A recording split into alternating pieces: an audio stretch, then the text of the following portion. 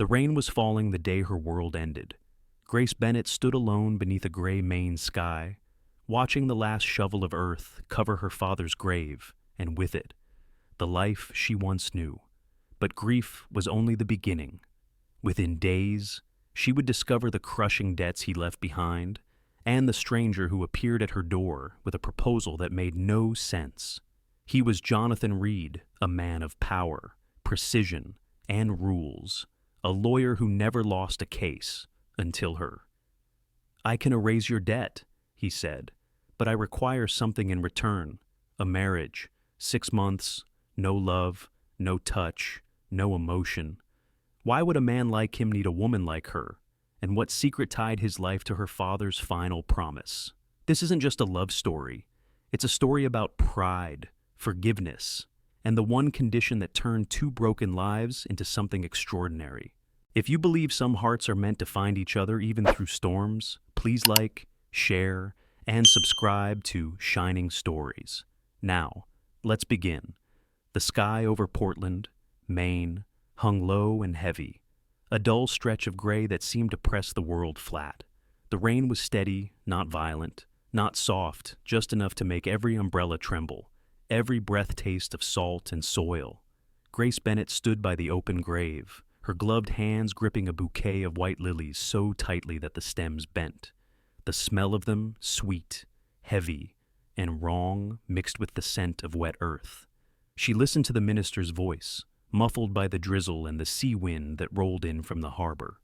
Words about mercy, about eternal rest. But all she could hear was the rhythm of rain against wood. Her father's coffin disappeared beneath the dark mud, and with it went the last familiar sound of home. When the final handful of soil was thrown, the small group around her began to drift away. A neighbor pressed her shoulder. Someone whispered that she should eat something. She nodded but didn't move.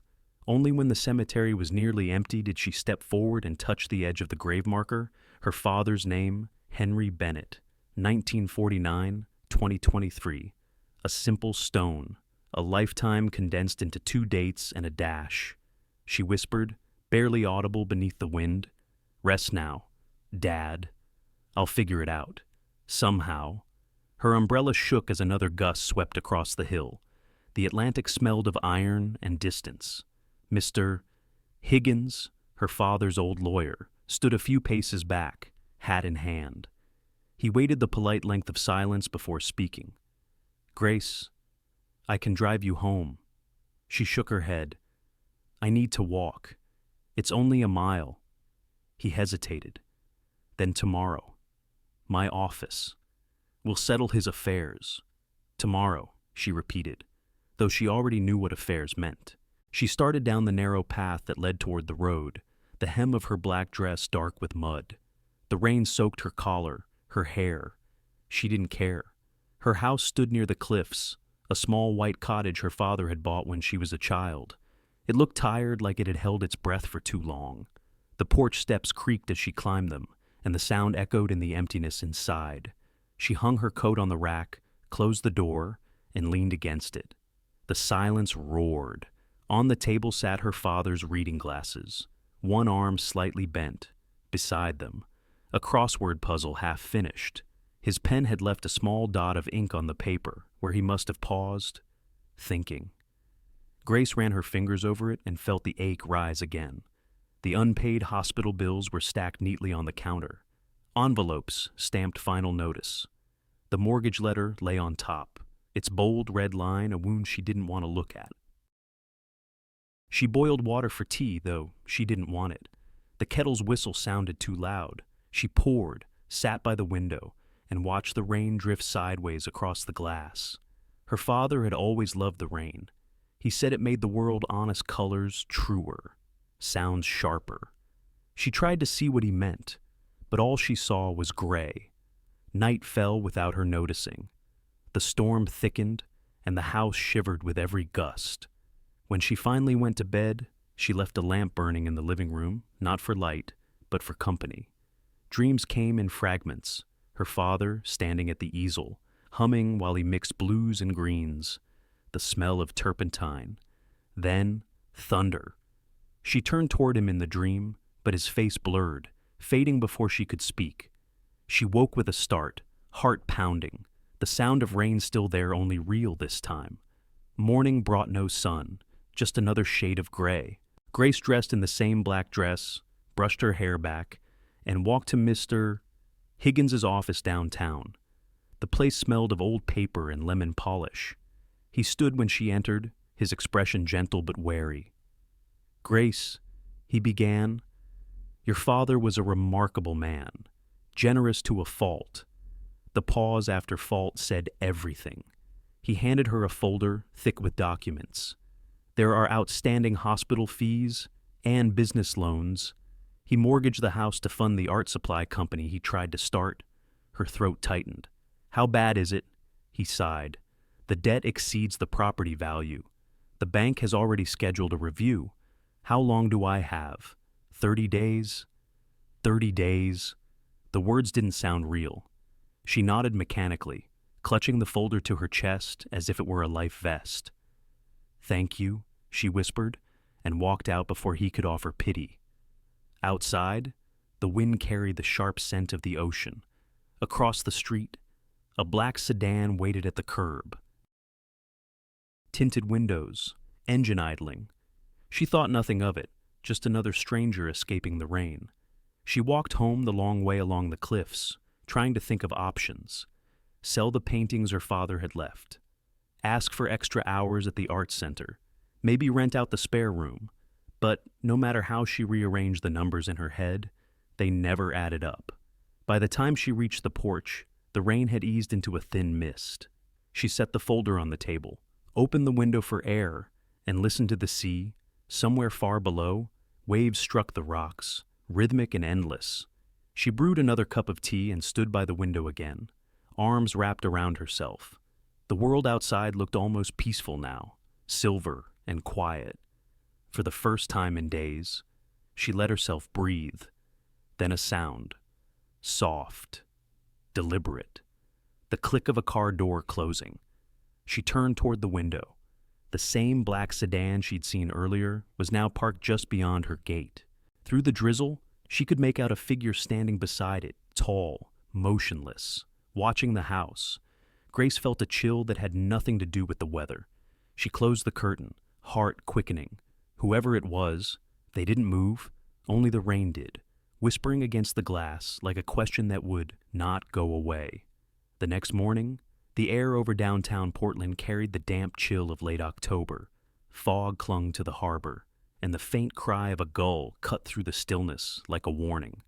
Grace Bennett tightened her scarf and stepped into the law office of Higgins and Cooper, her father's battered leather folder clutched in both hands. The place smelled of dust, coffee, and paper ink. Mr. Higgins rose from behind his oak desk, his gray suit rumpled, his expression lined with worry. "Grace, thank you for coming so soon," he said softly. "Please sit." She obeyed, the chair creaking beneath her damp coat. He cleared his throat and adjusted his glasses. "I spent the night reviewing your father's records. He was an honest man, but the loans he stopped, searching for gentler words. They were extensive." Grace's stomach tightened. How extensive? He hesitated, then turned the folder toward her. Rows of numbers, bold red stamps. A letter from the bank, dated that very morning. "They've already begun foreclosure proceedings," he said quietly. "You have 30 days to vacate the property unless the debt is settled in full." She stared at the paper, its words blurring in the yellow light. Her father's signature appeared at the bottom, looping and steady, as if he'd believed everything would work out. 30 days, she repeated, her voice a whisper. "Mr. Higgins nodded. "I wish there were another way. If you sell the house, it might cover half, maybe less. I can file for an extension, but it's unlikely to change the outcome." Grace pressed her palms to her knees, forcing herself to breathe. "I understand," she said finally, "but I'd like to try." He loved that house. "I know," he murmured. "You have your father's resolve." She managed a thin smile, thanked him, and stepped out into the gray morning. The wind off the bay bit through her coat. Each gust smelled of salt and iron. Somewhere behind her, a car engine started. She didn't look back. Back home. She stacked the letters neatly on the kitchen table. The sound of paper against wood was sharp. Final. She tried to focus on practical things, teaching hours, grocery lists, but the numbers kept flashing behind her eyes like stormlight. By dusk, the fog thickened again. She lit a single lamp and brewed tea she couldn't taste. When the knock came, it startled her so hard she spilled the cup. 3 knocks, measured, deliberate. She hesitated, then opened the door. A man stood on her porch, tall enough that she had to tilt her chin to meet his eyes. He looked entirely out of place amid the chipped paint and the smell of damp wood. His suit, dark charcoal, perfectly tailored, was untouched by the mist. His eyes were a cold, arresting gray, the kind that didn't blink until they'd taken your full measure. "Miss Bennett," he said, voice smooth and unhurried. Her pulse jumped. "Yes, I'm Jonathan Reed." He extended a card, Reed and Ashcroft, LLP. Even Grace, who rarely read the business pages, recognized the name. He was the lawyer corporations hired when they wanted to crush an opponent quietly. "I'm sorry," she said, wary. "I think you have the wrong house." "I don't." He glanced past her into the narrow hallway, its walls lined with old paintings. "May I come in? Do I have a choice?" A faint curve touched his mouth, not a smile. "Not yet." "Of course. But it would be more comfortable for both of us if I did." Something in his tone, a command wrapped in courtesy, made her step aside. The living room felt even smaller with him in it. He remained standing, his presence filling the space the way a storm fills a sky. "I understand you buried your father yesterday," he began. His words were precise, factual, devoid of sympathy. Grace bristled. "That's an odd way to start a conversation." "I deal in facts." "Miss Bennett," he replied evenly. "And here are 2 of them.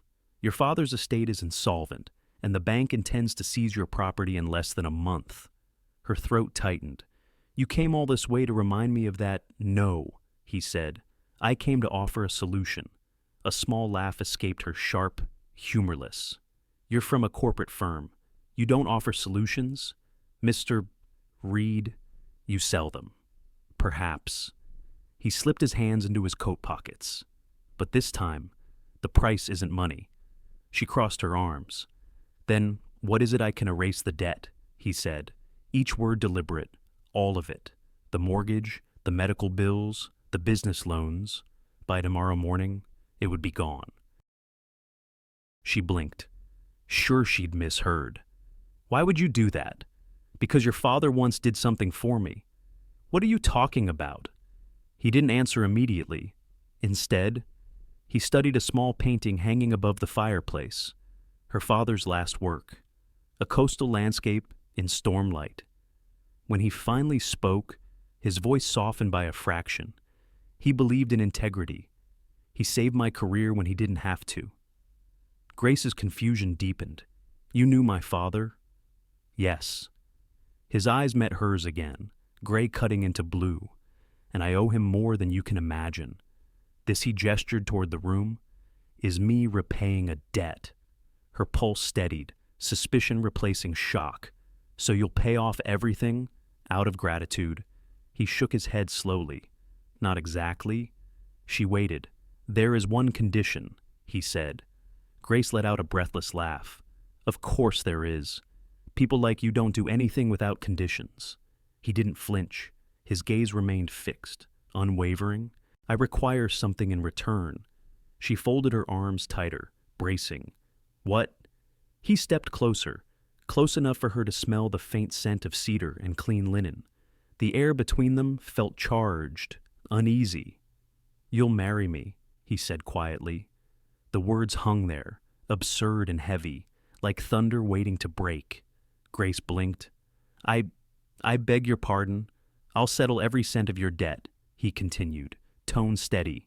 "In exchange, you'll become my wife for 6 months." She stared at him, half certain she'd imagined it. When she found her voice, it came out sharp. "That's insane."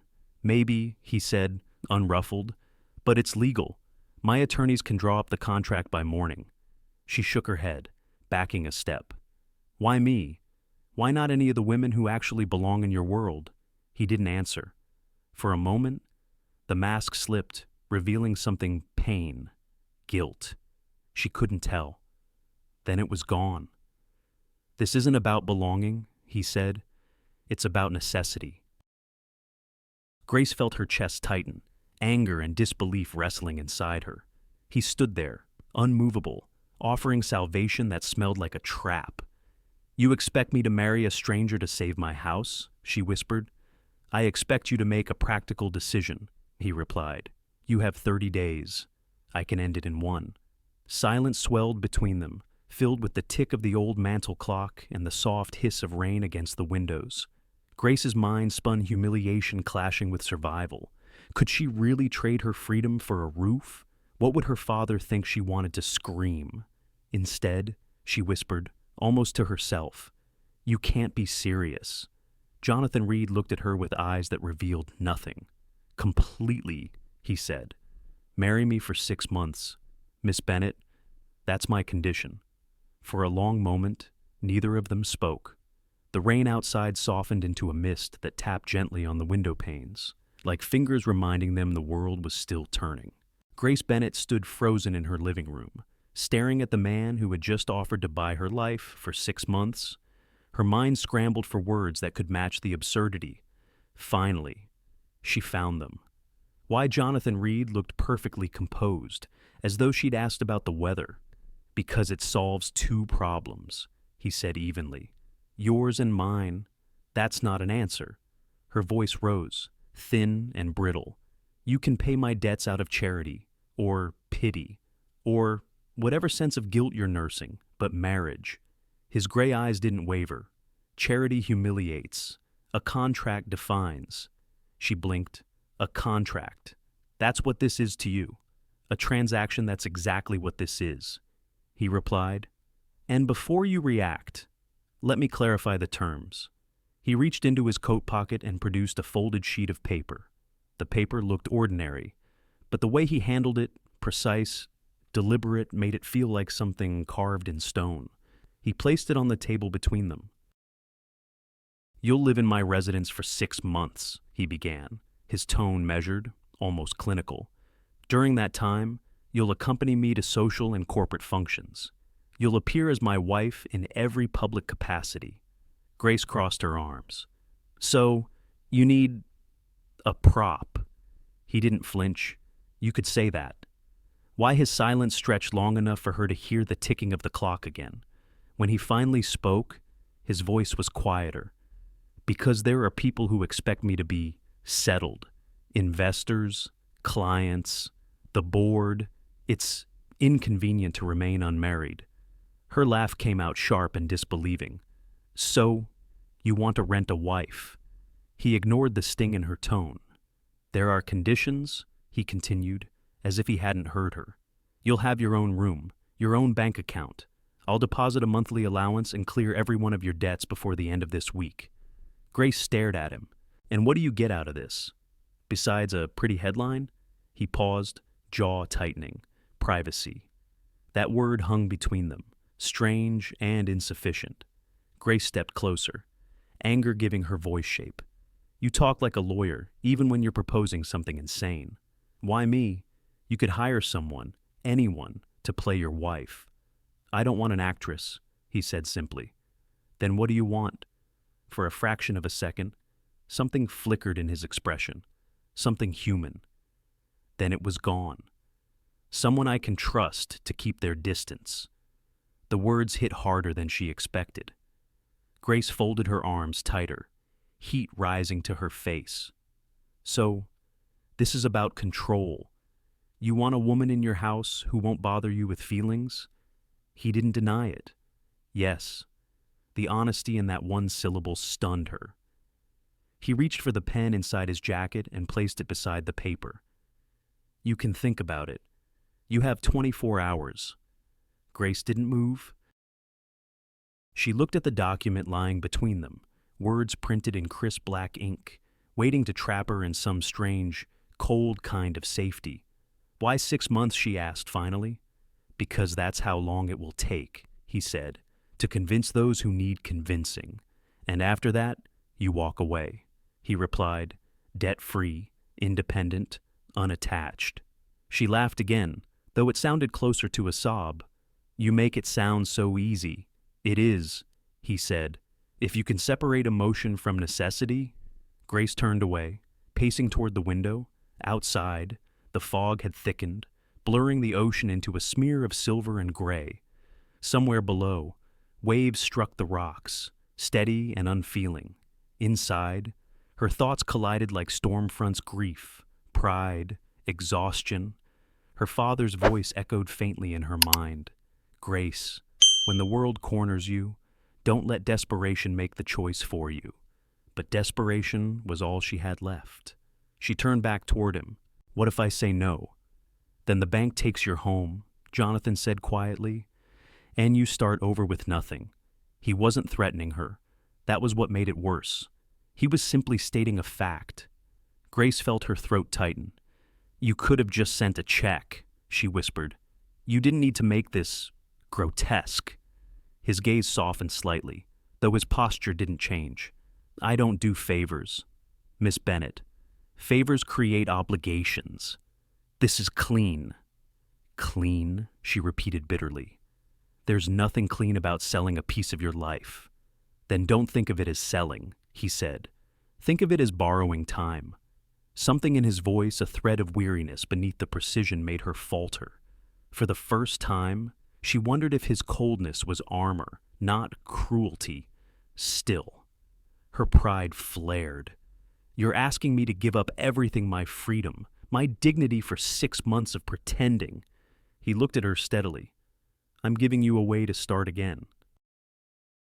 Sometimes that costs more than we expect. Grace stared at the paper again. Her hands shook slightly as she lifted it. The ink looked impossibly dark. The words marital agreement stared back at her like a dare. She could almost hear her father's disapproval. But she could also see the foreclosure notice on her kitchen counter, the red letters spelling final demand. She closed her eyes. The silence in the room pressed down like the weight of the ocean. Finally. She opened them and said, What happens if I break it? You won't, he said. You're too proud. The bluntness stung, mostly because he was right. She exhaled, her voice trembling. You really are every headline they've ever written about you. I don't read them, he said. Shall I send the papers in the morning? She stared at him for a long time, as if searching for a trace of mercy. There was none, only the faint exhaustion of a man who'd stopped believing in softness. Her anger melted into something stranger, a quiet, eerie curiosity. What kind of man built walls so high he'd rather buy a stranger's silence than risk being loved? The rain outside deepened again, drumming against the glass. Grace reached for the pen. Her reflection in the window looked pale, ghost-like. She signed her name at the bottom of the page. The pen felt heavier with each letter. When she finished, she set it down and whispered, almost to herself, I accept. Jonathan nodded once, the faintest motion, then folded the paper with the same care he'd unfolded it. Pack a few things, he said quietly. My driver will come tomorrow at 9. He left without waiting for a reply. Grace stood alone in the silence, the contract still warm from her hand. She looked around her father's house, the worn furniture, the peeling paint, the ghosts of laughter that still clung to the air, and realized she had just sold 6 months of her life to a man who didn't believe in love. Outside, the rain washed against the windows, relentless and cold. At precisely 9 o'clock the next morning, a sleek black sedan pulled up in front of Grace's weathered cottage. The sound of its engine low, expensive, confident cut through the stillness like something foreign, something that didn't belong to the sea-worn streets of Portland. Grace stood by the window with her single suitcase by her feet. She had packed quickly, mostly clothes she could bear to leave behind. The rest, her father's paintbrushes. A few worn books she had tucked carefully into a box she planned to return for someday. Though she didn't know when she stepped outside, the driver, a man in a gray suit, took her bag without a word and opened the door. The car's leather interior smelled faintly of cedar and rain. Grace sank into the seat, heart tight, watching the only home she'd ever known grow smaller in the side mirror until it was swallowed by fog. The drive south to Boston was long and quiet. Jonathan Reed sat beside her, immaculate as ever, his gaze fixed on his tablet. He hadn't said a single word since greeting her with a polite nod at the door. Grace tried not to look at him. The silence felt deliberate, like a wall she wasn't allowed to touch. Hours later, the sedan turned into a private underground garage beneath a towering glass and steel building that seemed to scrape the winter clouds. The elevator that carried them upward was silent, its walls of brushed chrome reflecting their blurred faces back at them. When the doors slid open, Grace stepped into another world. The penthouse was vast open, cold, and impossibly perfect. Walls of glass stretched from floor to ceiling, revealing a panoramic view of the Charles River winding through the city like a silver vein. The floor was polished concrete, the furniture angular and colorless. There were no photographs, no books, no warmth-only art so abstract it looked soulless. Grace felt her pulse quicken. "It's beautiful," she said quietly, though the word tasted wrong. Jonathan set his briefcase down and glanced around the space as if seeing it for the first time. "It's functional," he replied. "Mrs. Alden will show you to your suite." A moment later, a tall woman appeared from a side hallway, her posture straight as an exclamation mark. Her gray hair was wound into a severe bun, and her expression was somewhere between politeness and suspicion. "Good morning, Mrs. Bennett," she said crisply, though the title seemed to catch in her throat. "I'm Mrs. Alden, Mr. Reed's housekeeper." Grace gave a tentative smile. "Hello, Mrs.?" Alden's eyes flicked over her modest dress, her single suitcase. A flicker of judgment or curiosity passed through them.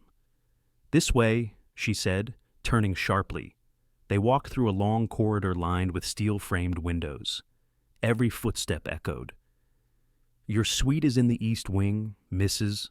Alden said. "Mr. Reed's quarters are on the opposite side of the residence. He values privacy." "Of course he does," Grace murmured. "Mrs." Alden opened a door and gestured inside. The room was spacious, minimalist white walls, pale wood floors, a bed that looked like it had never been touched. The walk-in closet was already filled with clothes designer labels Grace had only ever seen in magazines, all in her exact size. She turned to the housekeeper, startled. "I didn't give anyone my measurements. Mr. Reed has a capable staff." "Mrs." Alden replied, her tone unreadable. "Dinner is at 7. You may use the guest kitchen if you wish to prepare your own meals." Grace hesitated. "Does Mr. Reed usually eat alone?" "Mrs." Alden's lips pressed into a thin line. "Mr. Reed does most things alone." And then she was gone, leaving Grace standing in the middle of a perfect sterile room that smelled faintly of lemon and emptiness.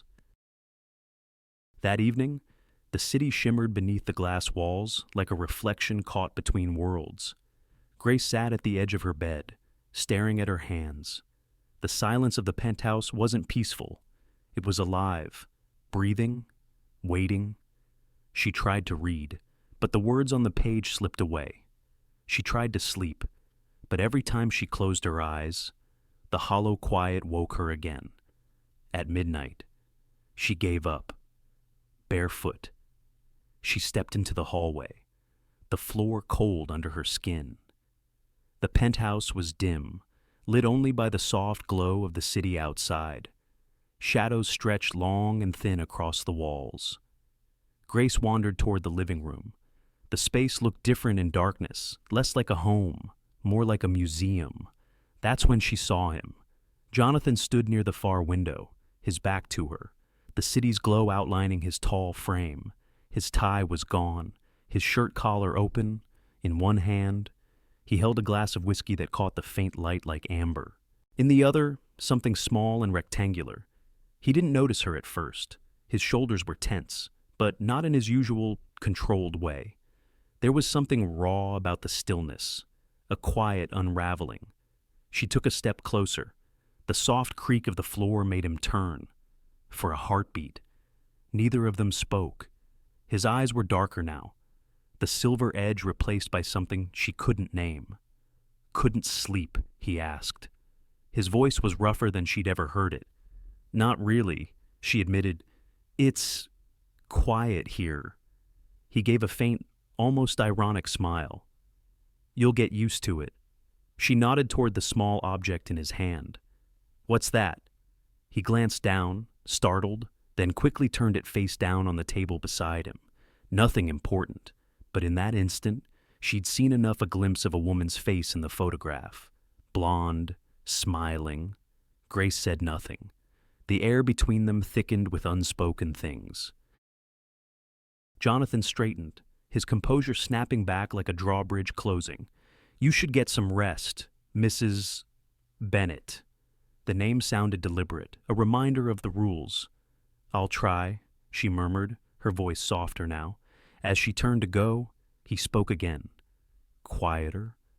The noise will fade once you stop listening for it." She looked back, but his gaze was already elsewhere, fixed on the city lights. Grace walked back to her suite, heart unsteady. Behind her, she could hear the faint clink of glass as he set his drink down, the whisper of fabric as he picked up the photograph again. That night, she lay awake long after the city had fallen asleep. Every time she closed her eyes, she saw the look on his face in that unguarded moment haunted, lonely, almost human.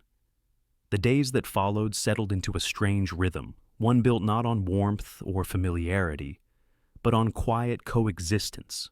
Jonathan Reed left early each morning, dressed in suits so sharp they looked capable of drawing blood. Grace would hear the soft click of the elevator doors, the low hum of the car engine, and then silence. She spent her mornings alone, wandering the wide, echoing rooms that didn't seem to belong to anyone.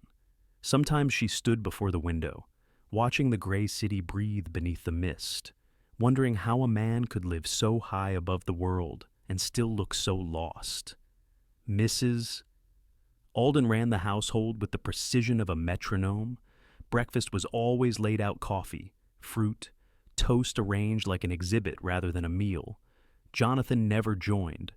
By the fourth day, Grace stopped trying to understand his absence, until, one evening, he surprised her.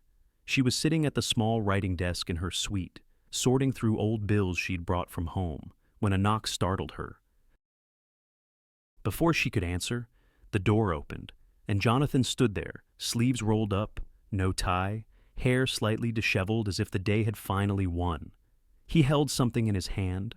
"I thought you might want this," he said, setting down a steaming cup of tea beside her. Grace blinked. "You made tea." A flicker of amusement touched his mouth. "Don't sound so shocked. I can manage hot water." She couldn't help it. She laughed. It was a small sound, but in the quiet of that room, it felt like the first real crack in the ice. He watched her for a moment, then nodded toward the papers on the desk, still trying to untangle all that. She shrugged. "It's habit. My father kept everything in order. I guess I'm trying to make sense of what's left." Jonathan didn't reply right away. Instead, he reached into his pocket and pulled out an old wristwatch, silver, worn smooth around the edges. The glass face was cracked. "I noticed this in the box you brought," he said, his tone softer. "It's your father's, isn't it?" Her breath caught. "Yes. It stopped the day he passed." Jonathan nodded slightly, examining it in the light. "It just needs a new spring. I can have it repaired." Before she could protest, he added, "No charge. Consider it maintenance." Grace's throat tightened. "Thank you." He looked at her, really looked at her, and for once, the distance between them didn't feel so wide. Then, without another word, he left, leaving behind the faint scent of cedar and something else, quiet sincerity. That night, Grace sat awake long after midnight, staring at the cup he'd brought her. It was ridiculous. She told herself to feel moved by a simple act of kindness, but In this cold, mechanical world of contracts and silence, it meant more than it should have. She walked to the window, looking out at the city lights that glittered like broken promises. Somewhere, in another room of this glass fortress, Jonathan Reed was probably still awake, surrounded by paperwork and ghosts. For reasons she couldn't explain, she wanted to draw. She found a sketchbook in one of her bags, an old one she hadn't opened since before her father's illness. The paper smelled faintly of charcoal and memory. Her hand moved almost without thought, the curve of a jawline, the arch of a brow, the subtle tension in his shoulders. She drew him standing at the window, the city reflected in his eyes. When she finished, she stared at the image and realized she'd captured not power, but loneliness. Something deep, almost fragile, hiding beneath the armor. She closed the sketchbook quickly, ashamed of her own curiosity, but she couldn't unsee it. Jonathan, meanwhile, was in his study, the soft glow of his desk lamp washing the room in amber light. He sat with his sleeves rolled, tie discarded, staring at the same photograph she had seen that first night, the one of the blonde woman smiling. He had tried to lock it away before, but tonight, he couldn't. Her name was Claire.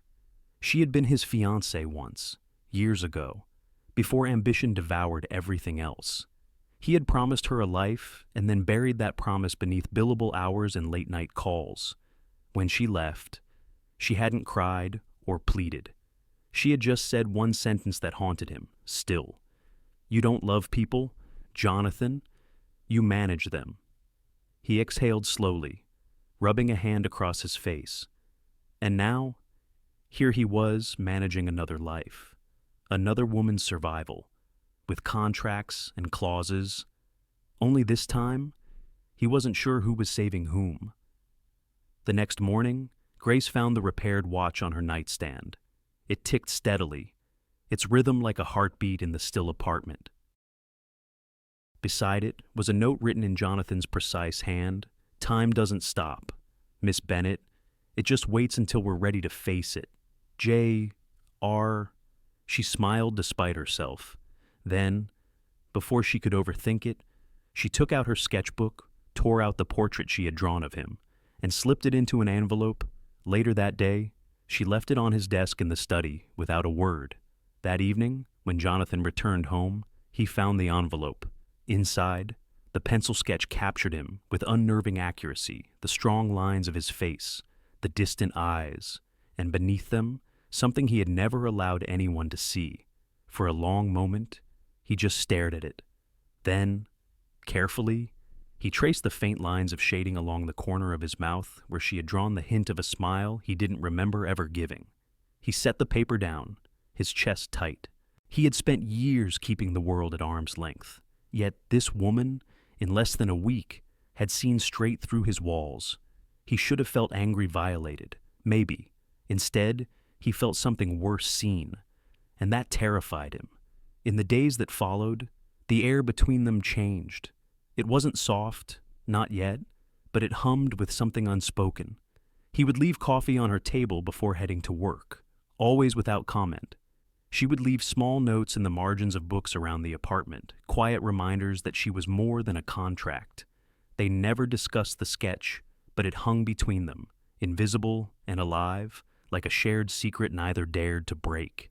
And though neither of them said a word about it, both knew the truth. A crack had formed in Jonathan Reed's perfect armor, and through it, something human was starting to breathe.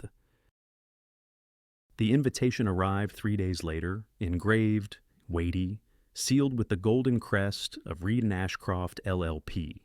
It was the firm's annual corporate gala, held every year at the Harrington Hotel, a place where crystal chandeliers gleamed like ice, and fortunes changed hands with a smile. Grace found the envelope waiting on her vanity, addressed to Mrs. Grace Reed. The sight of that name sent a small, strange ripple through her chest. It still didn't feel like hers. That evening, Mrs. Alden appeared at her door, holding a garment bag. "Mr. Reed asked that you wear this," she said, her tone neutral but her eyes curious. Grace unzipped the bag once the housekeeper left. Inside was a gown deep midnight blue, simple but breathtaking, the kind of dress that belonged to the women she'd only seen on television. When she slipped it on, it fit as though someone had studied her soul, not her size. For a moment, she saw her reflection and hardly recognized the woman staring back, poised, elegant, almost fearless. But beneath that, she was still Grace Bennett, art teacher, contract wife, trying not to drown in someone else's world. Jonathan was waiting in the foyer when she descended the staircase. He stood in a tailored black tuxedo, his posture immaculate, his expression unreadable. When he saw her, something flickered behind his eyes, brief, involuntary, gone too quickly to name. "You look," he began, then caught himself. "Appropriate." Grace smirked faintly. "I'll take that as a compliment. In my world, it is." The drive to the Harrington was quiet except for the sound of rain tapping against the windows. Grace watched the city blur past, 1,000 points of light smearing into gold. When they arrived, the flashes of cameras burst like lightning. Jonathan stepped out first, his face the perfect mask of control. Then he extended a hand for her. For a moment, she hesitated, then took it. His fingers were warm, steady, and when he placed his hand lightly on the small of her back, guiding her through the revolving doors, the gesture felt protective, not possessive. Inside, the ballroom glittered with opulence. Men in tailored suits, women in diamond necklaces that could have funded small countries. The air buzzed with champagne and ambition. Grace moved through the crowd beside Jonathan, her pulse fluttering like a trapped bird. Everywhere she looked, eyes followed her, calculating, assessing. "Smile," Jonathan murmured under his breath. "You're Mrs. Reed tonight." She smiled, or tried to. They made their way to a long table at the center of the room. The name cards read like a list of power itself. Partners, investors, CEOs. At the head sat Margaret Ashcroft, Jonathan's business partner and rumored confidant. Margaret rose gracefully as they approached. She was in her 50s, elegant and sharp, her gray-streaked hair coiled like authority itself. "Jonathan," she said, kissing the air near his cheek. Then, turning to Grace, she smiled thin and practiced. "So, this is the wife we've all heard so much about." Grace returned the smile, polite but steady. "It's lovely to meet you, Ms. Ashcroft." "Oh, please," Margaret said sweetly. "Call me Margaret. Everyone does. We're practically family now, aren't we?" The table laughed a ripple of practiced amusement that didn't reach their eyes. Dinner began, a parade of silver platters and conversation sharp enough to draw blood. Grace listened quietly, answering when spoken to, smiling when expected, but the small barbs kept coming. "Such a charming story," said one of the women, sipping her champagne. "Art teacher meets legal legend. Almost sounds romantic, doesn't it?" "Almost," Margaret murmured, "though I imagine reality must be more practical." Laughter again. Soft, cruel, effortless. Grace's cheeks burned. She reached for her glass, forcing herself to breathe. Jonathan sat beside her, face composed, hands folded neatly on the table. He hadn't said a word, but she felt his tension, the subtle tightening of his jaw, the stillness before a storm. And then came the man who tipped the balance. Richard Hale, tall. Charming in that dangerous way, approached the table with a smirk that didn't belong anywhere near decency. He was Jonathan's oldest rival, a name that made even boardrooms fall silent. "Jonathan," he drawled. "Always a pleasure." Jonathan's smile was thin. "Hale." Richard turned to Grace, his gaze sweeping over her like an appraisal. "So, this is the famous Mrs. Reed." Grace forced herself to meet his eyes. "Just Grace will do." He chuckled. "Of course. I have to say, Jonathan, you never cease to surprise me. Some men buy new cars when they hit 40. His smirk widened. You buy wives." The table went quiet. The air thickened, heavy with unspoken shock and delight. Grace froze. For a second, all she heard was the hum of the chandelier above them. Jonathan's hand moved subtle, deliberate to rest lightly on her arm. When he spoke, his voice was calm, but there was steel beneath it. "My wife," he said, each word low and measured, "is not a transaction." The quiet that followed was colder than silence. Richard's grin faltered. "Just a joke, Jonathan. No harm done." Jonathan leaned slightly closer, his voice dropping to a lethal whisper only the nearest could hear. "Be careful with your jokes. Some things you can't afford to lose twice." The color drained from Richard's face. Jonathan stood, offering his hand to Grace. "If you'll excuse us." Without waiting for a reply, he guided her out of the ballroom. In the corridor, the noise of the gala faded behind them, replaced by the quiet hum of air conditioning and the echo of their footsteps on marble. Grace finally spoke. "You didn't have to do that." "Yes," he said simply. "I did." She looked up at him at the sharp lines of his face, the control that now seemed fragile around the edges. "Why?" she asked softly. He hesitated, then said, "Because I've watched men like Hale take whatever they want their entire lives, and I refuse to let him think you're something he can measure in worth." The words settled deep inside her, heavier than any declaration could have been. For the first time, she saw the man behind the lawyer, not the armor, but the impulse to protect, to defend. "Thank you," she whispered. He looked at her for a long moment, something flickering in his eyes. Conflict, maybe, or the faint terror of caring. Then he said, almost under his breath, "It's part of the contract." But his tone betrayed him. It wasn't the contract that had made him act. It was something far more dangerous. That night, back in the penthouse, Grace replayed the evening in her mind. The laughter, the humiliation, and the moment Jonathan had stood for her not out of obligation, but instinct. She couldn't decide whether to be grateful or afraid, because the more she saw the cracks in his armor, the more she feared what might slip through. And somewhere, deep down, Jonathan Reed was asking himself the same question.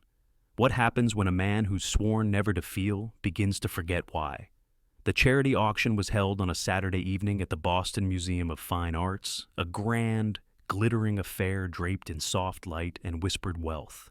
Jonathan Reed was one of the event's sponsors, which meant his presence wasn't optional, and by extension, neither was Grace's. She spent the drive staring out the window at the frost-tipped city streets. The last gala had taught her that his world wasn't built for kindness. But this one, an art auction, felt closer to something she understood. Something that might, for one night, let her breathe. When they arrived, she felt the familiar burn of eyes turning toward them. The whispers again, Jonathan Reed's wife, the mystery marriage, the art teacher from nowhere. But tonight, Grace didn't shrink. Tonight, she was standing on ground that belonged to her. The museum's great hall was alive with color, soft jazz, glittering gowns, and paintings arranged like windows into other lives. Jonathan, ever the tactician, immediately fell into conversation with board members and investors. Grace drifted away, drawn by instinct toward a small corner where lesser-known artists' work hung. And there, under the soft glow of a spotlight, she stopped breathing. The painting wasn't large, maybe 24 by 30 inches, but it was him, her father, not literally, but in spirit. A moody seascape, slate-colored waves against a bruised sky. A single beam of light cutting through the storm. Her father used to paint light like that, always chasing hope through the gray. She took a step closer, heart tight. The brushwork was raw, human, imperfect, everything this polished world was not. "It's powerful, isn't it?" a voice said beside her. Grace turned. The speaker was a man in his late 30s, tall, with a warm, approachable smile that felt instantly different from the smooth masks around them. He wore no tuxedo, just a simple black suit, the kind that didn't need to prove anything. "I'm James Walker," he said, offering a hand. "Curator for the Modern Expressionists section. You have a good eye." Grace shook his hand, smiling despite herself. I used to teach art history. My father was a painter. That explains it, James said. Most people here just look at the price tags. You actually see the work. They stood there for a moment, both quiet, both gazing at the same painting. James continued softly. It's by a young artist named Meredith Clark.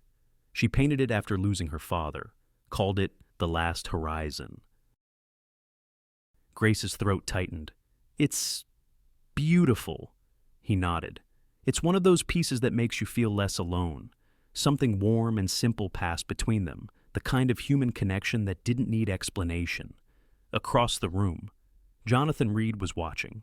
He stood perfectly still near the bar, glass of scotch untouched in his hand, eyes locked on Grace.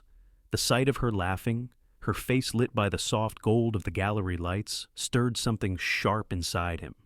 And the man beside her, that easy smile, the way he leaned in as though he'd known her for years, it twisted the feeling into something darker. Jealousy was not an emotion Jonathan recognized in himself. He'd built an empire on logic, not longing. But in that moment, watching Grace tilt her head and laugh softly at something James said, he felt the old, dangerous heat of possessiveness crawl up his spine. When the painting came up for auction, he didn't hesitate. Lot 17, the auctioneer announced. The Last Horizon, opening bid at $5,000. James raised his paddle. 5. A voice from the back countered. 10, 15. James said. Jonathan lifted his hand. 50. The room went silent. Heads turned. Even the auctioneer hesitated. 50,000. Do I have 55? James looked bewildered but amused. That's quite a leap, Mr. Reed. Jonathan's voice was calm, cool, lethal. 70. Gasps rippled through the crowd. Grace turned sharply, her pulse pounding. He wasn't looking at the painting, he was looking at her. The auctioneer's gavel fell like thunder. Sold to Mr. Jonathan Reed for $70,000. Applause, polite but confused. Cameras flashed. Jonathan simply rose, adjusted his cufflinks, and handed his card to the attendant. Grace felt her stomach twist. Back in the car, silence stretched between them like wire. She turned to him finally. That was ridiculous. He didn't look at her. It's just money. It wasn't about money, she said, voice shaking. You humiliated him. You humiliated me. His jaw flexed. He was flirting with you. She laughed bitterly. He was being kind. Something you might try once in a while. Jonathan's eyes snapped to hers, sharp and unguarded. You think kindness is what keeps people safe in my world? I think it's what makes them human. He looked away, hands gripping the steering wheel so tightly his knuckles went white. The muscle in his jaw ticked once, twice before he finally spoke. You don't understand the cost of vulnerability, Grace, and you don't understand the cost of control, she fired back. You're choking on it. For a moment. The only sound was the low hum of the car engine and the rain whispering against the glass. Jonathan exhaled, shoulders dropping slightly. When he spoke again, his voice had lost its edge. I didn't mean to embarrass you. Grace turned toward him, startled by the sincerity. Then why do it? He hesitated. His eyes softened gray now, not steel. Because the thought of someone else seeing you the way I do terrified me. The words hung in the air, raw and unguarded. It was the closest thing to a confession she'd ever heard from him. Grace didn't reply. She couldn't. She stared out the window, heart pounding, the city lights blurring into streaks of gold and white. When they reached the penthouse, Jonathan carried the painting himself, setting it carefully on a side table by the window. He didn't say another word. Grace watched him from the doorway. For the first time, he looked almost fragile, the weight of something unnamed pressing on his shoulders. You didn't have to buy it, she said quietly. I just liked it. He nodded, still facing the painting. I know. You can't keep doing this. Jonathan, she whispered. You can't keep fixing things with money. He turned, and for the first time, his eyes weren't cold. They were haunted. I don't know any other way. The honesty cut through her anger like light through glass. She wanted to step closer, to reach for him, but something in his expression stopped her. There was danger there, not to her safety, but to her heart. Because she could see now that, behind all the rules and distance, Jonathan Reed was fighting something he didn't know how to name. And if she wasn't careful, that fight would pull them both under. The road to Bar Harbor wound along the main coastline, like a memory refusing to fade. The gray sea stretched endless to the horizon, restless and cold, mirroring the unease building in Grace's chest. Jonathan drove in silence. He hadn't spoken much since the night of the auction. His hands rested lightly on the steering wheel, but the muscles in his jaw told another story. "Your mother?" Grace began softly. "Does she know I'm coming?" He hesitated. "She knows I'm married. That's not what I asked." He glanced at her then, just long enough for her to catch the faintest flicker of guilt. She knows enough. The rest of the drive passed in uneasy quiet. The only sound, the whisper of tires over wet pavement and the steady crash of waves below. When they finally turned through the wrought iron gates of the Reed family estate, Grace felt the air change colder, thinner, laced with the faint scent of pine and sea salt. The mansion itself rose from the fog like a memory carved in stone. White columns, dark shutters, manicured gardens that looked as if they'd never been touched by weather or time. Grace had never seen anything so beautiful or so lifeless. Inside, the air smelled of polished wood and distance. At the top of the grand staircase stood Eleanor Reed, Jonathan's mother, tall, elegant, the kind of woman who carried her wealth like a second skin. Her gray hair was pinned with pearls, her expression unreadable. "Mother," Jonathan said, his voice polite but formal. Eleanor's gaze moved to Grace, assessing, weighing. She smiled a precise, practiced movement. "So, this is the new Mrs. Reed." Grace extended her hand. "It's lovely to meet you, Mrs. Reed." Eleanor took it lightly, as if afraid of catching something. "Likewise, dear, I must admit, I didn't expect simplicity." Jonathan's voice hardened slightly. "Grace is my wife." "Yes, so I've heard," Eleanor said, turning toward the sitting room. "Do come in. I've arranged tea." Grace followed, her heels clicking on marble that felt too clean to belong to real life.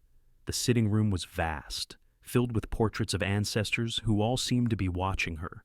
Eleanor poured tea without asking preferences. "Jonathan, darling, Evelyn will be joining us for dinner." The name hit the air like glass breaking. Grace glanced at Jonathan. His expression didn't change, but the silence spoke volumes. "Evelyn?" she asked carefully. Eleanor smiled faintly. "You've met her name before, I'm sure. She and Jonathan were very close once. Such a pity things ended." Grace nodded, keeping her tone even. "Yes, a pity." Inside, something cold coiled beneath her ribs. Dinner was held in a formal dining room that could have seated 20, though only 4 places were set. Eleanor sat at the head, Jonathan to her right, Grace beside him. The 4th seat remained empty until a few minutes later. When the doors opened and Evelyn Hart entered, she was radiant tall, poised, wrapped in silk the color of champagne. Her smile was the kind that made people lean closer without realizing why. "Jonathan," she said warmly, kissing the air near his cheek. "It's been too long." "Evelyn," he replied, his tone carefully neutral. Then her eyes turned to Grace. "And you must be the reason Jonathan finally decided to settle down." Grace stood, offered her hand. "Grace Bennett." Evelyn's gaze swept over her dress, modest, elegant, but unpretentious. "Charming," she said. The word landed like a needle. The meal began, each course more elaborate than the last. Conversation flowed easily between Eleanor and Evelyn's stories of Paris, of art galas, of mutual acquaintances Grace had never heard of. She tried to follow, tried to smile at the right moments, but every laugh felt like another reminder that she didn't belong here. At one point, Evelyn leaned forward, her eyes glinting with mischief. "Do you remember, Jonathan, that summer in Provence? You insisted on renting that ridiculous little boat, Jonathan's fork paused midway to his plate. Yes, I remember. Grace looked at him, catching the faint shadow that crossed his face. She wasn't jealous, not exactly, but she felt invisible, like the air between them had shifted, erasing her presence entirely. When dessert arrived, she couldn't stand it anymore. The laughter, the glances, the ghost of a history that didn't include her. It was too much. She set her napkin down gently. "Excuse me," she said softly, rising from the table. Eleanor blinked, surprised. "Is something wrong?" "Dear, no," Grace said, forcing a smile. "I just need some air." Without waiting for permission, she turned and walked out through the French doors that led to the veranda.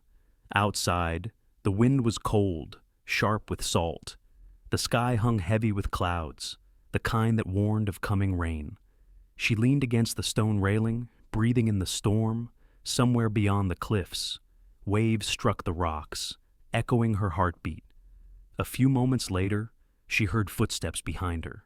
Jonathan's voice came low. "You didn't have to leave." She turned.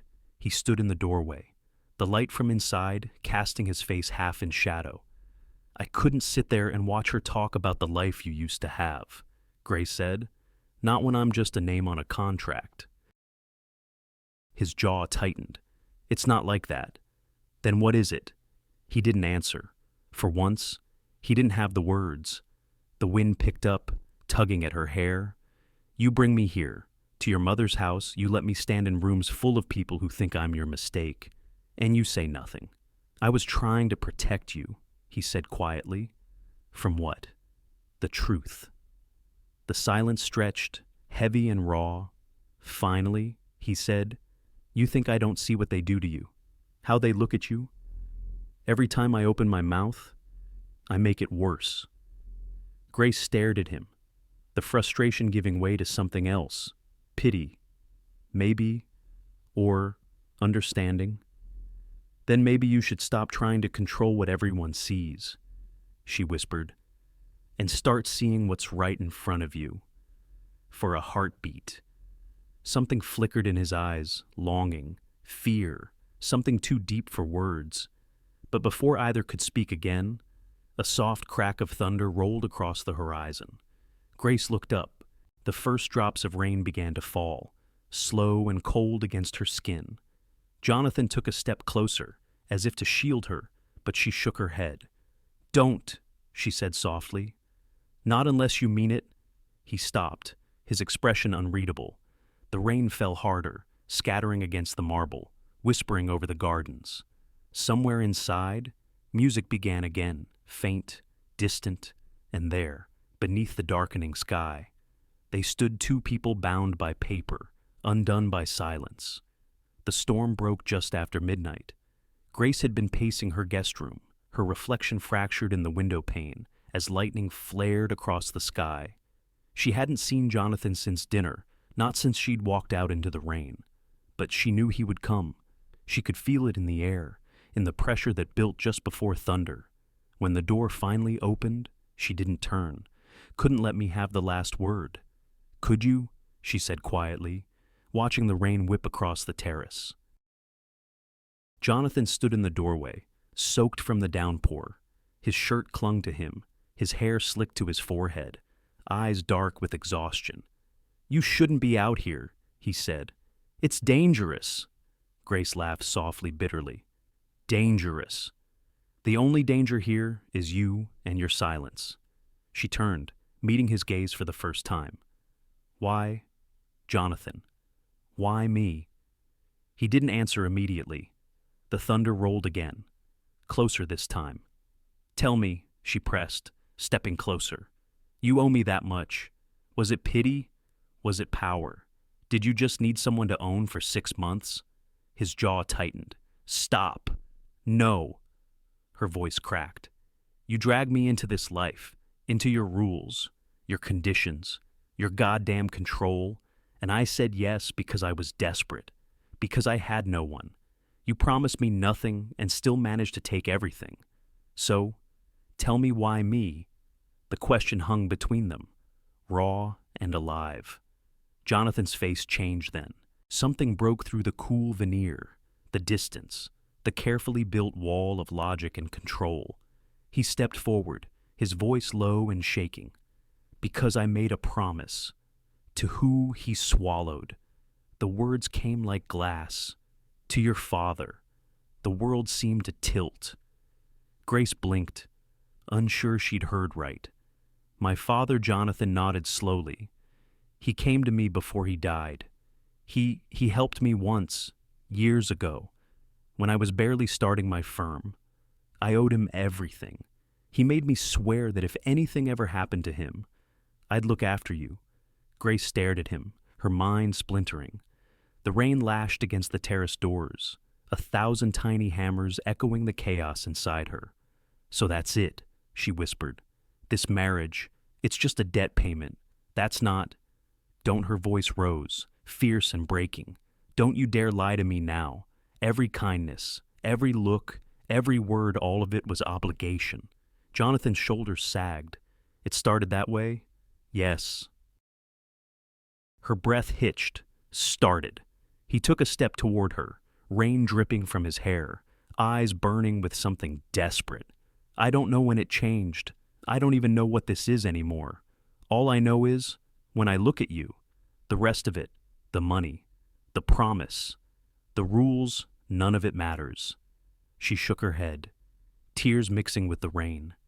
You made me a contract, Jonathan. You made my grief into a transaction. Don't talk to me about what matters. Lightning flashed, illuminating his face, pale, raw, unguarded. I made the contract because it was the only way I knew how to keep you safe, he said. You'd lost everything? I thought if I could control it, if I could control you, I could fix it. And did you? She asked, voice trembling. Did you fix me?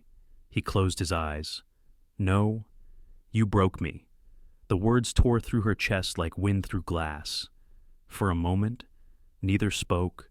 The only sound was the pounding rain, the sea raging below the cliffs, and their uneven breaths. Then Grace whispered, You used me. Jonathan's hand shot out, gripping the railing beside her. I tried to protect you. I didn't need protection, she shouted. I needed honesty. Her voice cracked on the last word. The storm swallowed it whole. Jonathan looked at her, really looked, and something inside him snapped. He reached for her, fingers brushing her soaked hair from her face. Grace, he said, his voice rough, almost pleading. I never meant to hurt you. You already did.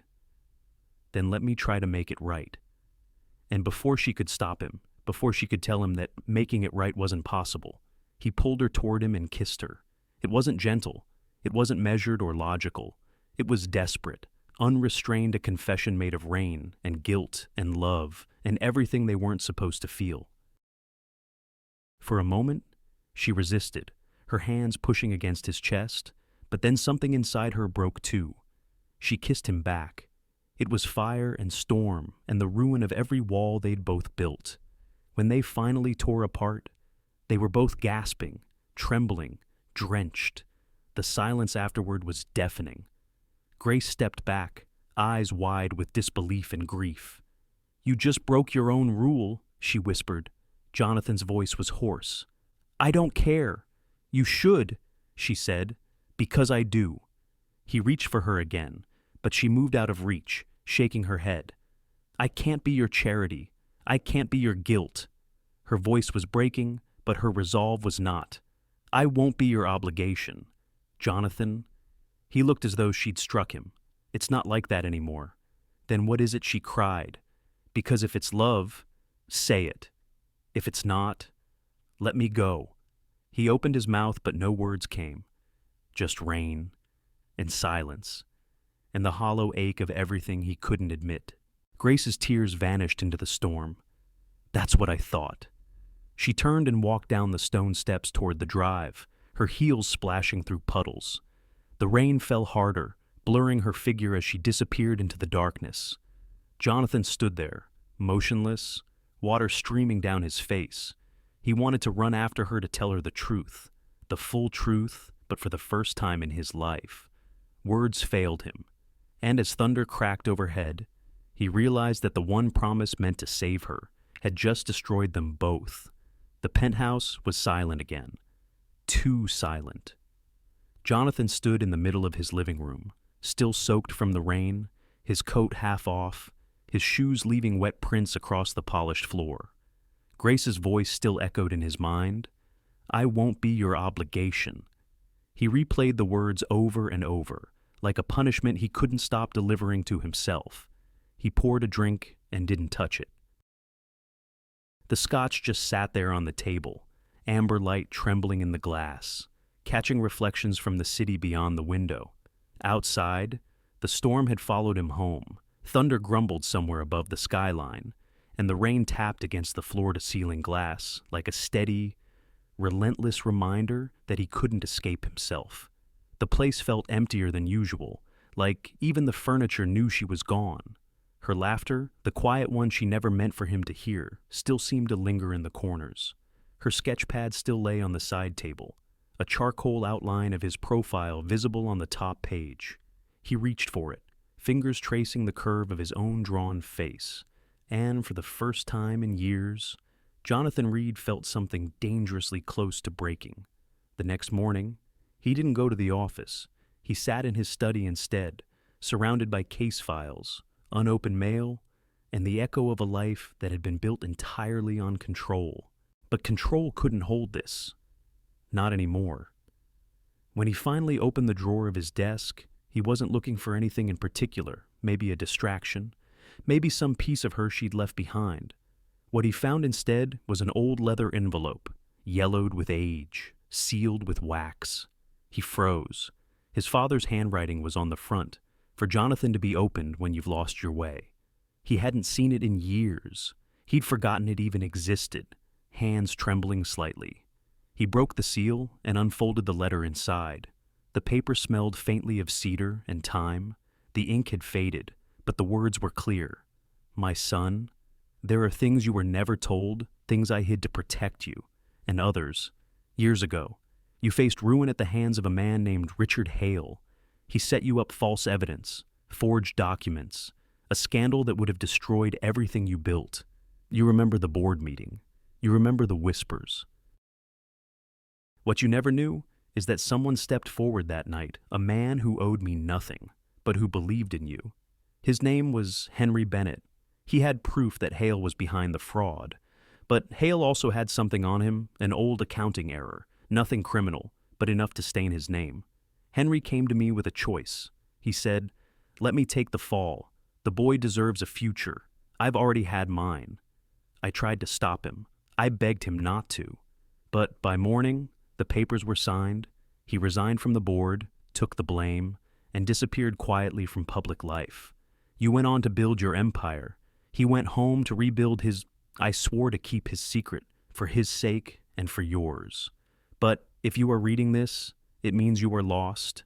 And if you are lost, my son, you must know the truth. You owe Henry Bennett not just gratitude, but your very name. He gave you back your life. Never forget the price he paid for it. Charles Reed." Jonathan stared at the page until the words blurred. Henry Bennett hadn't been a man he simply owed money to. He had been the man who sacrificed everything: reputation, peace, perhaps even his health, to protect Jonathan from ruin. The contract, the marriage, the promise. It had all been built on a lie of omission. He hadn't saved Grace. He'd been living off her father's grace all along. Jonathan rose from the chair, pacing, the paper trembling in his hands. He remembered Henry's last visit, 2 years before the man's death, the quiet insistence, the tired eyes. "Promise me you'll look after her. Jonathan, she's all I have." At the time, he had thought it was simple, a favor, a repayment, a debt. But now he understood it wasn't about money. It was about honor, about truth, and he had dishonored both. He looked around his office, the walls lined with awards, legal victories, photos of smiling clients who never knew the real man behind them. None of it meant anything now. He sat again, head in his hands, rain still whispering against the windows. Hours passed before he moved. When he did, it was with a quiet, deliberate calm that felt like surrender. He folded the letter carefully and slipped it into his jacket pocket. Then he picked up the phone and called his firm. "Margaret," he said to his assistant, voice steady but low. "Cancel my appointments for the next 2 days." "Yes." "Sir?" "May I ask?" "No." "Just clear my schedule." He hung up before she could ask more. Then he opened a new file on his desk and began writing. Not a legal brief, not a press release, but a confession. A full account of what had really happened all those years ago. The setup, the cover-up, the sacrifice. He wrote it all down, every name, every date, every lie he'd been complicit in by silence. By evening, his study was littered with drafts, his shirt sleeves rolled up, ink staining his fingers. He hadn't written by hand in years, but typing felt too easy, too detached. By midnight, his statement was done. 3 pages of truth, 3 pages that could destroy everything: his firm, his reputation, his legacy. But for the first time in a decade, he didn't care. He sat back, staring at the final line of his declaration. "I was given a life through the sacrifice of a good man. I intend to live the rest of it honoring his name, not hiding behind it." As he sealed the envelope, lightning flared across the skyline again, painting his reflection on the window, pale, hollow-eyed, but unafraid. The storm outside had softened into rain, the kind his mother used to call cleansing rain. He looked down at Henry Bennett's letter one last time and whispered, "You deserved better." Then he reached for his phone and began dialing a number he hadn't dared to call since the night everything fell apart. Her number. The line rang once, twice, then went to voicemail. He hesitated, then spoke quietly into the silence. "Grace, there's something you need to know. About your father, about me, about everything." He stopped, closing his eyes. "I'll explain it all tomorrow. But please, just listen." He ended the call before he could lose his nerve. Outside, the city lights shimmered through the drizzle, and for the first time in years, Jonathan Reed felt the weight of truth settle heavier but cleaner on his soul. The world had always known Jonathan Reed as a man of power, the lawyer who never flinched, never faltered, never lost. That morning, the world met a different man. The press conference was held at the downtown courthouse marble pillars, a storm of microphones, and a crowd of reporters buzzing with curiosity. Whispers ran through the room. Was Reed stepping down? Was there another scandal? Jonathan stood at the podium, the city's seal gleaming behind him, his reflection faint in the polished wood. He wore no tie, his expression pale but steady. His hands rested flat on the lectern, as though anchoring himself against the tide. When the room finally fell silent, he began. "Good morning," he said, his voice low but clear, carrying through the static of cameras and murmurs. "My name is Jonathan Reed. I've called you here today not as a lawyer, or a businessman, or the head of any firm. I've called you here as a man who has been silent for too long." He paused, glancing briefly at the sea of expectant faces before him. "There's a story that has followed me for over a decade, one that began with betrayal and ended with a lie." The room held its breath. "Years ago, my company was nearly destroyed by a fabricated insider trading scandal. Evidence appeared overnight. My career on the verge of collapse. Many of you reported on it at the time. Soft murmurs rippled through the reporters. Cameras clicked like nervous heartbeats." Jonathan continued, his voice growing steadier. "What no one knew, what I didn't know until recently, was that a man named Henry Bennett stepped forward to protect me. He took responsibility for a crime he did not commit, so that the real culprit could not destroy my firm. His sacrifice saved my career and my name." He looked down briefly at the notes before him, not to read, but to steady his trembling hands. "Henry Bennett was a man of honor," he said softly. "He believed in integrity, even when the world gave him no reason to. And I let him carry my burden. I let him die with a stain that should have been mine." The words cracked slightly at the edges. It wasn't the voice of the courtroom anymore. It was the voice of confession. Jonathan exhaled. then pressed a button on the small remote in his hand, behind him. The large screen lit up, not with charts or legal data, but with scanned letters and documents. "Here," he said, turning to gesture at the display, "is proof of that truth. Corporate memos, correspondence between Henry Bennett and my father, Charles Reed. These documents verify that Henry uncovered a conspiracy led by a rival firm, a man named Richard Hale, who planted false evidence to eliminate competition." The names dropped like stones into the still air. Reporters began whispering again, typing frantically, cameras flashing like lightning. Jonathan's voice rose, not in anger, but in conviction. "Henry Bennett took the fall to protect me, a man he barely knew. I have lived with that debt every day of my life. But no debt, no contract, no courtroom can repay what he did." He looked down for a moment, his throat tightening. "I tried to protect his daughter the only way I knew how.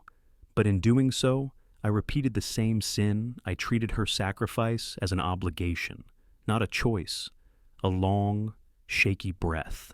His next words came quieter, raw. "I cannot undo the damage I've done, but I can tell the truth. And I can give Henry Bennett's name back the honor it deserves." The cameras caught every flicker of emotion, the tremor in his hands, the exhaustion in his eyes, the faint sheen of tears that he didn't bother to hide. "This is not a legal maneuver," he said finally. "This is not a plea for sympathy. This is an act of gratitude and of love. Love for a man who believed in decency, and love for the woman who reminded me what it means to earn it." He stepped back slightly, looking out over the sea of faces, the journalists, the flashbulbs, the strangers who would carry this story across the country by nightfall. "I am prepared to accept the consequences of my silence, but Henry Bennett's name will not carry my shadow any longer." He turned from the podium and walked away, leaving the storm behind him. Across the city, in a small clapboard house by the coast, Grace Bennett sat on her couch, her hands clasped tight around a cup of tea that had long gone cold. The television flickered softly in the dim light. She hadn't meant to watch. She'd only turned it on because his voice had come through the news broadcast, deep, familiar, steady. Now, she couldn't look away. The screen showed Jonathan standing beneath the courthouse seal, the crowd hanging on every word. He looked different, stripped of power, stripped of armor. The man who once commanded rooms now looked human. As he spoke her father's name, Grace pressed a hand to her mouth. Tears welled, spilling freely. Her father, vindicated, for years. She'd carried the shame of whispers, the quiet gossip, the sideways glances from people who'd believed he was guilty. Now, at last, the world knew the truth. When Jonathan said he was a man of honor, Grace's breath caught. When he said, "This is an act of love," her heart broke. He didn't mention her name, but he didn't need to. The way his voice shook was enough. By the time he stepped down from the podium, Grace was crying openly. She turned off the television and sat in silence, the sound of the sea drifting through the open window. Outside, the rain had stopped. Later that evening, the story was everywhere, the headlines flashing across every major network. Jonathan Reed clears Henry Bennett's name. Scandal exposed, corporate sabotage. Uncovered after 12 years. A lawyer's redemption. Grace stood at the window, watching the last light fade behind the ocean. She didn't know if she could forgive him yet, but for the first time, she believed him. Some truths, she realized, weren't apologies, they were acts of courage. And sometimes, love didn't begin with a promise. It began with confession.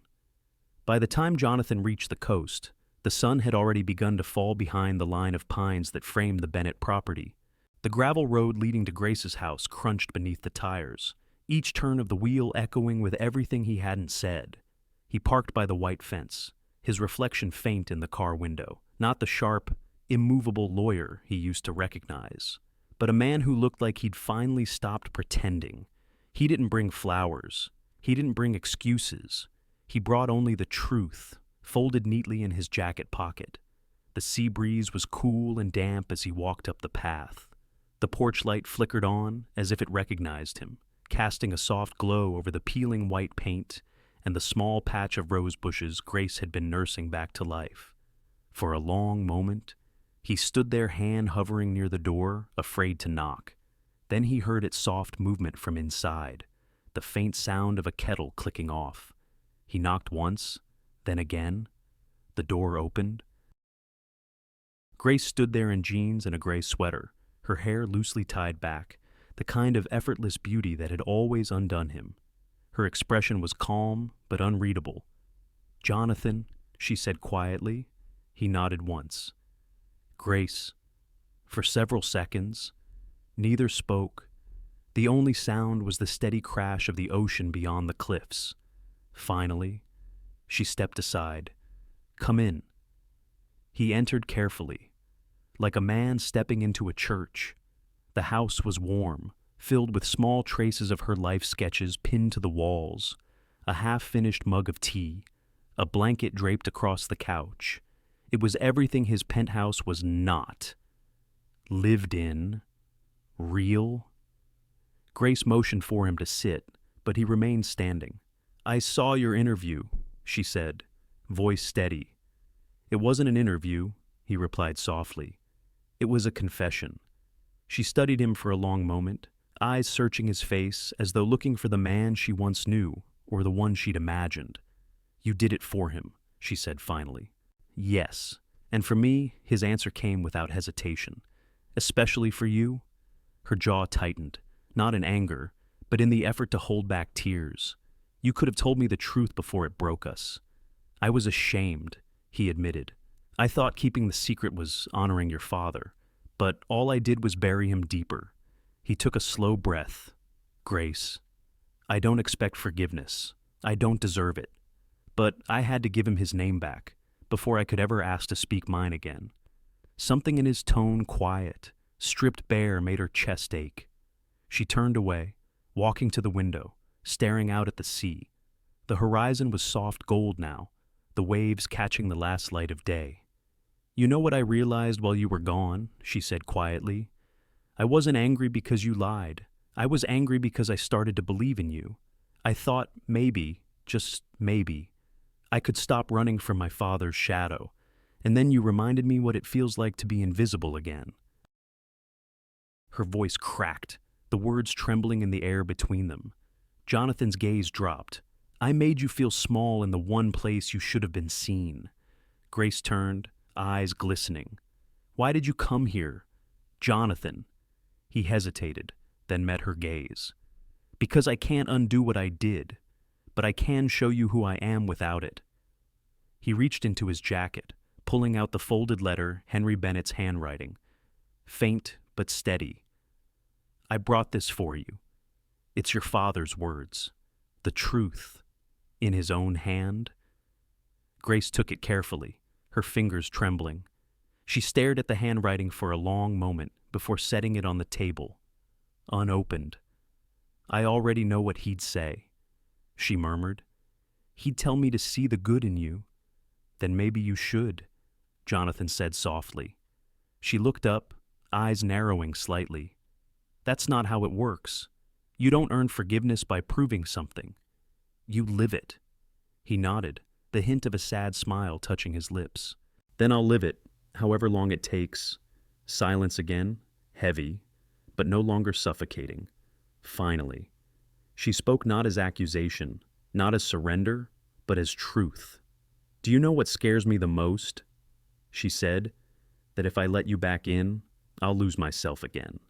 That I'll fall for the man who made me forget what I deserve." He stepped closer, not enough to close the distance, but enough that she could feel the warmth of his presence. "I don't want you to lose yourself, Grace. I want you to find it with me. Or without me." The honesty in his tone caught her off guard. For the first time, there was no defense in him, no lawyer's precision, just a man stripped down to the truth. She studied him, her heart warring with her history. "You said once that control was safety," she whispered. "Maybe for you, it was, But for me, it was a cage. He nodded slowly. Then I'll never build another cage. Not for you. The room felt smaller now, filled with things unsaid. The evening light fell across his face, soft and unguarded. Grace took a deep breath. I can't say yes. Jonathan. Not yet. He didn't flinch. I didn't come here for yes. I came here for truth. She looked at him for a long moment, then nodded a faint, trembling motion that felt more like mercy than dismissal. Then, here's my truth, she said quietly. I don't want the man who saved me out of guilt. I want the man who learned how to be free. Let me see who you are without the armor. Her voice softened. Then we'll see what's left of us. Jonathan exhaled a slow, fragile sound that carried something like relief. He nodded. Then that's what I'll show you. He turned toward the door, pausing only once. Grace, thank you for opening it. She smiled faintly. Bittersweet. You should have knocked sooner. As he stepped outside, the sky had turned deep blue, the air clean and damp from the earlier rain. The ocean roared faintly in the distance, and for the first time, Jonathan Reed didn't feel like running from the sound. He felt human again, and somewhere behind him, in the quiet warmth of that small house, Grace finally unfolded her father's letter. Her lips trembled as she read the last line aloud, a whisper carried out into the night. If he ever finds you again. Grace, don't judge the man he was. Judge the man he's become. Spring came slowly to Maine that year, as if the earth itself had been waiting for permission to heal. The snow melted, the air softened, and the sound of gulls returned to the harbor. And in the small coastal town of Camden, something new was taking shape. A sign hung above the renovated brick building downtown, the Bennett Reed Foundation for Arts and Integrity. Inside, sunlight streamed through tall windows onto easels, canvases, and long wooden tables scattered with paintbrushes. The scent of turpentine and ocean air mixed together, imperfect, but real. At one end of the main hall, Grace Bennett stood in paint-streaked jeans, hair tied loosely back, helping a young student adjust the angle of his canvas. Try softer strokes, she said gently. It's not about control, it's about feeling what you see. The boy nodded, eyes lighting up when the brush finally obeyed his hand. Grace smiled. At the other end of the hall, Jonathan Reed watched quietly. He wore a rolled-up shirt, sleeves marked faintly with paint from an earlier project. The great Jonathan Reed, once the name that commanded boardrooms, now spent mornings helping teens frame their first sketches and afternoons handling donations for art scholarships. No contracts, no cameras, just work that felt honest. When Grace looked up and caught his eye, he smiled. Not the polite practice smile he used to wear, a real one. It had taken months to get here.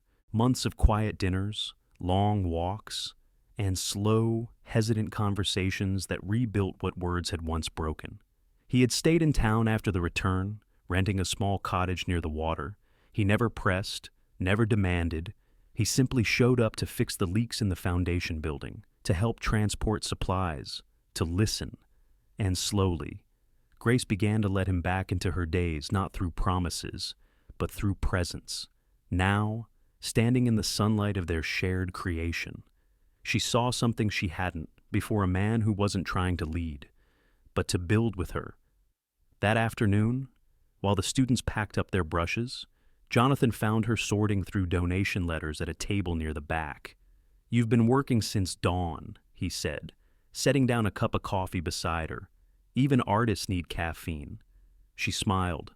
Says the man who schedules his own guilt between 9 and 5. He chuckled softly. Old habits die hard. She looked at him, eyes warm but teasing. You're getting better at letting them go. He leaned against the table. That's because someone taught me that control doesn't build trust. It just delays collapse. She arched a brow. Sounds like something I'd say. It is, he admitted. I wrote it down. Grace laughed a light, genuine laugh that filled the room. For a moment, the years of pain and silence felt like another lifetime. Then the sound of heels echoed from the entryway. They both turned. Standing in the doorway was Margaret Ashcroft, sharp as ever, in a tailored gray coat, her expression unreadable. "Jonathan," she said, her voice crisp but measured, "I thought you'd at least return my calls before building an empire out of paint." Jonathan smiled faintly. "It's not an empire, it's a beginning." Margaret's eyes swept the room, the students, the paintings, the faint scuff marks on the floors. "So, this is where you've gone? Trading contracts for canvases?" He nodded. "Integrity for profit. I'm still learning the exchange rate." Her gaze shifted to Grace. "I see you're still here," Margaret said, the faintest edge in her tone. Grace met her stare calmly. "Good afternoon, Ms. Ashcroft." A long pause. Then, unexpectedly, Margaret sighed. "I suppose I should say congratulations." Jonathan frowned slightly. "For what?" "For doing what the rest of us never could," she said, admitting we were wrong. The words hung in the air, softer than either expected. Grace's expression softened. "It takes time," she said gently, "but people change when they want to." Margaret nodded once, her composure wavering for the first time. "Your father was a good man," she said to Grace. "I'm glad his name is being remembered like this." Grace swallowed hard, blinking back tears. "Thank you." Margaret's eyes flickered toward Jonathan, then back to Grace. "He was right about you. You know, you make people better." Then, almost awkwardly, she extended a hand. Grace took it firm, steady, without bitterness. A quiet truce. Later. After Margaret left. Grace and Jonathan walked to the back garden behind the building. The sky was streaked in pink and gold, the smell of lilac heavy in the air. "She came all this way," Grace murmured. "I never thought I'd see the day Margaret Ashcroft said anything kind." Jonathan smiled faintly. Miracles come in strange packaging. They stood side by side, watching the evening settle. The world felt wider now, calmer, like the storm that once drowned them had finally run out of rain.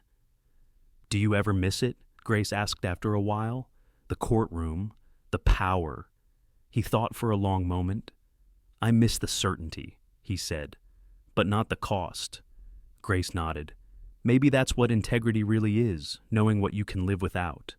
Jonathan looked at her, then the woman who had become his mirror, his reckoning, his compass. "You taught me that." She smiled softly. "We taught each other." A few weeks later, the foundation held its first public exhibit.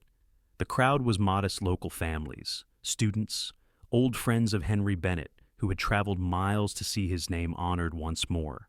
In the center of the gallery hung The Last Horizon, the painting Grace had loved at the auction. Beneath it, a brass plaque read, "In memory of Henry Bennett, who taught us that truth is an art of its own." Jonathan stood quietly beside Grace as guests passed through, pausing to read the words. He didn't need to speak. When the crowd finally thinned, Grace turned to him, eyes shining. He'd be proud. "You know?" Jonathan's voice was low, almost a whisper. Then it was all worth it. Grace reached for his hand, not a grand gesture, not a declaration, just a simple, human connection. They stood together beneath her father's name, surrounded by paintings that told stories of loss and renewal. And for the first time, their silence wasn't heavy. It was peace. The garden smelled of roses, not the manicured scent of a florist's bouquet, but the real kind rain-kissed, earthy, alive. It was the same garden where Grace's father once planted a single rose bush beside the old wooden fence. Now, years later, the vines had grown thick, weaving themselves into an arch that framed the setting sun. Underneath it stood Grace Bennett, barefoot on the grass, her simple cream dress brushing the ground like a whisper. There were no photographers, no reporters, no grand displays of wealth, only a handful of friends, a few foundation students, and the sound of gulls somewhere beyond the trees. Jonathan Reed waited at the end of the aisle, his suit light gray, his expression softer than she'd ever seen. His eyes weren't those of the man she met in a courtroom or a contract. They were the eyes of someone who had finally learned how to belong to the moment. When she reached him, he took her hands in his rough, warm, and trembling just slightly. The officiant smiled gently and began the ceremony. But the world around them had already gone still. "Do you, Jonathan Reed," the officiant asked, "take Grace Bennett to be your partner in this life, not by condition or promise, but by choice?" Jonathan looked at her, and for a long, suspended moment, his lips parted, but no sound came. When he finally spoke, his voice was low and steady. "I do," he said, and I never thought those two words could mean so much. Grace's smile trembled. Then came her turn. "And do you, Grace Bennett, take Jonathan Reed?" "I do," she whispered before the question finished, her voice catching with emotion. "I already did, the moment I saw who you truly were." The small gathering smiled softly. Even Mrs. Alden, the once rigid housekeeper, dabbed her eyes behind dark sunglasses. They didn't exchange expensive rings, only simple gold bands that Jonathan had chosen from a local craftsman. He'd said they were imperfect, slightly uneven, like everything that mattered. When the officiant pronounced them husband and wife, Jonathan leaned forward, his forehead resting gently against hers before their lips met. It wasn't a kiss of fireworks. It was quiet, reverent, deeply human. The crowd clapped, small and sincere. The sea wind picked up, carrying with it the scent of roses and salt. For a long time, they just stood there, her head on his chest, his arm around her shoulders, letting the world exhale with them. The reception was held right there in the garden, beneath strings of soft amber lights. Tables were set with homemade dishes, paper lanterns swaying gently from the trees. Laughter mixed with the clink of glasses. The air buzzed with music from a single guitar played by one of the foundation students. Grace moved between tables, greeting guests, cheeks flushed from the evening light. Every so often, her eyes found Jonathan's, and every time, it felt like the first time, when the last plates were cleared and twilight painted the horizon. "Violet," Jonathan touched her arm. "Come with me," he said softly. She followed him to a quiet corner of the garden, where the soft light barely reached. There, leaning against the old fence, stood a large object covered in a linen cloth. He took a deep breath, his voice gentle. "I've been saving this for a long time." He pulled the cloth away. Grace gasped. It was the painting the moody seascape from the charity auction months ago, the one she'd fallen in love with, the one he'd bought in a moment of jealousy and confusion. Only now, beneath the moonlight, it looked different, not a symbol of possession, but of understanding. Her fingers brushed the frame. "You kept it." "I did," he said quietly, "but not for the reason you think." He stepped closer, his expression tender. "That night, when you stood in front of it, I saw something I'd never seen before, the way your eyes lit up when you talked about beauty, about light and shadow. It was the first time I realized what it meant to love something for what it is, not for what it gives back." He took her hand. "I thought I bought it to win, but I bought it because I couldn't stand the idea of you losing something that made you shine." Grace blinked back tears. "You turned a mistake into a memory." He smiled softly. "You turned a man into something human." She reached up and framed his face in her hands. "Do you realize," she whispered, "how far we've come from the contract?" He laughed quietly. "I think about it every day. The worst negotiation of my life and the best decision I ever made." She smiled through her tears. "No more rules. Jonathan, no more conditions." He shook his head. "Just one." She raised an eyebrow, half teasing, half tender. "One?" He nodded, his voice dropping to a whisper. "That you stay." The words hit her like sunlight, breaking through the fog, simple, perfect, real. She leaned in and kissed him, slow and certain, as the wind carried the faint echo of music through the garden. Later that night, long after the guests had gone and the lights dimmed, they sat together on the back porch, their bare feet touching the cool wood, listening to the soft pulse of the tide. Grace rested her head against his shoulder. "Do you ever think your father and mine would have gotten along?" Jonathan smiled faintly. "I think they already have in us." She chuckled softly. "That's a very lawyerly way of saying fate." "Maybe," he said. "Or maybe it's just grace." She looked up at him. "That's a terrible pun." He grinned. "You married it." They both laughed, the sound quiet and unforced. For a long time, neither spoke. The moonlight traced the lines of their joined hands. The roses swayed gently in the breeze, petals falling like blessings. When Grace finally broke the silence, her voice was a whisper. "We started in a storm," Jonathan nodded. "And now, she said softly, "it feels like home." He looked at her, the woman who had walked through his walls, dismantled his defenses, and rewritten his every understanding of love. "Our contract ended long ago," he murmured, brushing his thumb over her hand. "But my only condition now," he leaned close, his voice barely above the wind, "is that you stay." Her reply was quiet, steady, eternal. "I already am."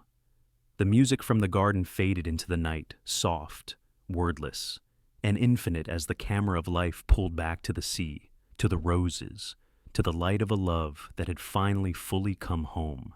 Fade out. Sometimes life doesn't fall apart to punish us. It falls apart to strip away everything false, until only truth remains. Grace and Jonathan's story reminds us that love built on control, fear, or obligation can never last. It must be reborn through honesty, humility, and courage.